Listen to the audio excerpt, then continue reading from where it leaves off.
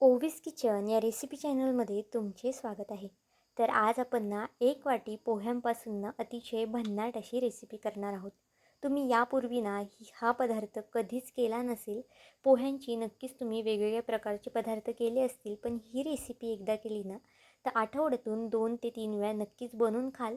अगदी कमीत कमी वेळेमध्ये तयार होतो, झटपट होतो. त्यामुळे नक्कीच एकदा हा पदार्थ करून पहा. तर चला थोडाही वेळ न घालवता लगेच व्हिडिओला सुरुवात करूया. इथे 1 वाटी मी पोहे स्वच्छ असे 2 पाण्याने धुवून घेतले आहे.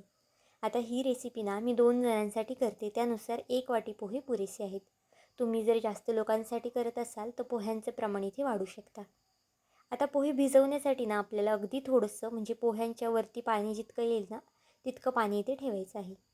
एक 5 ते 6 मिनटामध्ये ना अगदी आरामात पोहे भिजले जातात.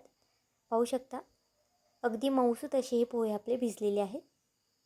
पोहे भिजवताना ना फक्त पाण्याचं प्रमाण थोडंसं जास्तीचं ठेवा, म्हणजे अगदी मऊसूत असे पोहे भिजले जातात. आता यामध्ये ना आपल्याला काही भाज्या घालून घ्यायच्या आहेत. इथे अगदी बेसिक भाज्या वापरलेल्या आहेत. तुमच्या घरामध्ये ज्या भाज्या अवेलेबल असतील ना त्या इथे तुम्ही वापरू शकता. एक मीडियम आकाराचा कांदा बारीक असा कट करून घेतला आहे. एक लहान आकाराचा टोमॅटो अर्धा मी बारीक असा कट करून घेतला आहे. भरपूर अशी कोथिंबीरसुद्धा घातलेली आहे आणि 4 ते 5 कढीपत्त्याची पाने घातली आहेत.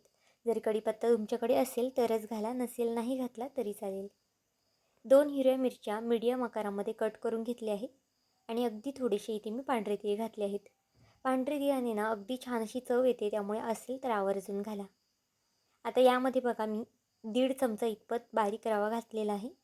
तुमच्याकडे जर जाड रवा असेल ना तर तो सुद्धा इथे तुम्ही वापरू शकता, किंवा मग त्याच्याऐवजी तांदळाचं पीठ असेल ना तर ते सुद्धा घालू शकता.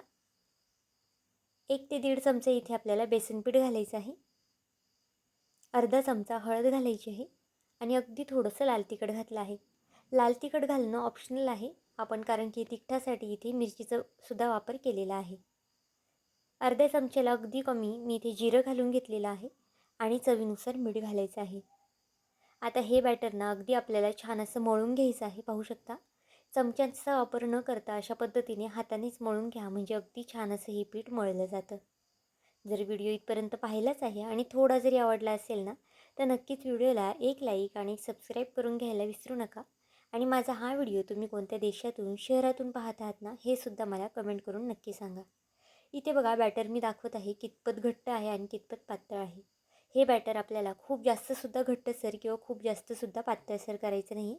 अगदी या पद्धतीने ज्या पद्धतीने आपण भजी वगैरे करतो ना त्या टायमाला ज्या पद्धतीने आपण बॅटर ठेवतो ना तसंच हे बॅटर आपल्याला ठेवायचं आहे.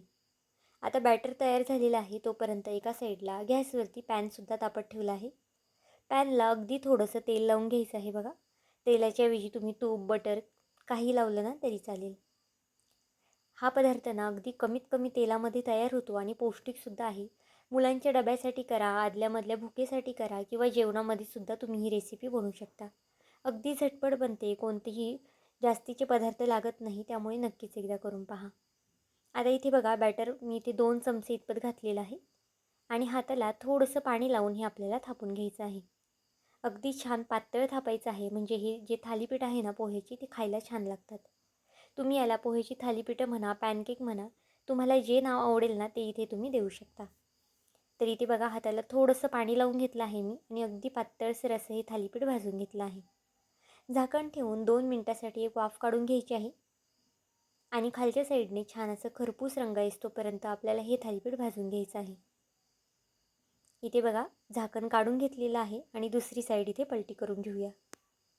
अगदी छान असा गोल्डन रंग आला ना की आपल्याला हे थालीपीठ पलटी करून घ्यायचं आहे आणि दोन्ही साईडने छान खरपूस रंग येईस्तोपर्यंत आपल्याला भाजून घ्यायचे आहेत. अगदी हलका फुलका नाश्ता आहे. कधी कधी पोहे खायचा कंटाळा आला असेल, उपमा खायचा कंटाळा आला असेल ना तर अशा पद्धतीचं तुम्ही थालीपीठ नक्कीच बनवून देऊ शकता. प्रवासामध्ये सुद्धा नेऊ शकता, कारण की प्रवासामध्ये नेले ना तरीसुद्धा तितकेच जास्त सॉफ्ट राहतात, अजिबातच कडक वगैरे होत नाही आणि खायलासुद्धा अगदी छान लागतात. आता बघा अशाच पद्धतीने ना दुसरंसुद्धा थालीपीठ करून घेणार आहे. तुम्हाला हवं असेल ना तर तुम्ही याचे छोटे छोटे आप्पेसुद्धा करू शकता आप्पे पात्रामध्ये, किंवा मग अशा पद्धतीने याचे छोटे छोटे डोसेसुद्धा करू शकता. तुमच्या आवडीनुसार याचा तुम्ही लहान किंवा मोठा आकार ठरवू शकता. इथे बघा दुसरेसुद्धा थालीपीठ अशाच पद्धतीने मी थापून घेते. आपण जितके पोहे घेतले होते ना, त्यात एक 4 ते 5 थालीपीठं ना आरामात होतात. त्यामुळे बघा तुम्ही तुमच्या अंदाजानुसार इथे थालीपीठाचं प्रमाण किंवा पोह्यांचं प्रमाणही कमी जास्त करू शकता.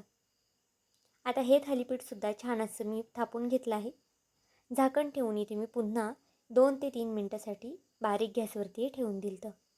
गॅस आपल्याला इथे कुठेही अजिबातच फास्ट वगैरे करायचं नाही. अगदी मीडियम गॅसवरतीच ही खमंग अशी थालीपीठं भाजून घ्यायची आहे. वरच्या साईडने अगदी थोडंसं तेल लावून घ्यायचं आहे आणि पुन्हा हे थालीपीठ आपल्याला पलटी करून घ्यायची आहेत. अगदी 1 ते 2 चमच्यामध्ये हा पदार्थ तयार होतो. अगदी पौष्टिकसुद्धा आहे, त्यामुळे नक्कीच एकदा ही रेसिपी करून पहा. तर इथे बघा आपली सगळी थालीपीठं एका साईडला मी करून घेते. खमंग अशी थालीपीठं आपली तयार झालेली आहेत.